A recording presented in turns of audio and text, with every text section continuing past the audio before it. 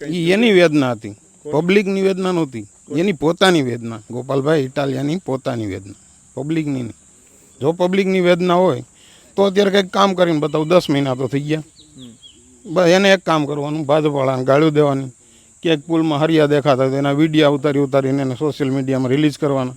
ભાઈ એને ધારાસભ્ય બનાવ્યો છે, એને એ વાત છે એ આપણે વિધાનસભામાં કહેવાની કે અમારે આ પુલ આવો નબળો છે એને કરવો પડે એમ છે. એને અમને બતાવીને શું ફાયદો થવાનો? અને હું તો ખેડૂત છું, લગભગ 87થી હું કાયદેસર ખેતીમાં જ લાગેલો. એટલે અત્યારે આજે સરકાર સૌની યોજના લાવી. અમારો એક વિસાવદરમાં ધારાસભ્યના હિસાબે અત્યારે સૌની યોજના અટકેલી પડી છે. એ જે અહીં મઘેડી ડેમ સુધી જવાની છે. જો અહીંયા મઘેડી સુધી જાય તો અમારા આ વિસ્તારની જે ગીરની નદીઓ છે બધી, એ મેંદેડા સુધીની બધી ગીરની નદીઓમાં પાણી ઉનાળામાં પડે. એ કામ થતું નથી, કારણ કે અમારી આ બધા લોકોની ભૂલ નહીં હિસાબે. શું ભૂલ છે તમારી?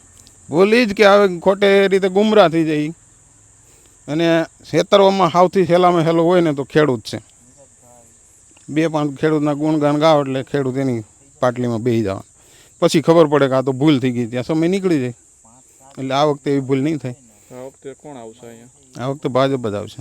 ગઈ વખતે અમારે તો ભાજપ જ હતી આ પેટા ચૂંટણીમાં. અમારે એક તકલીફ ધારાસભ્યોમાં પડે વધારે. 14 વર્ષ થઈ ગયા ધારાસભ્યને.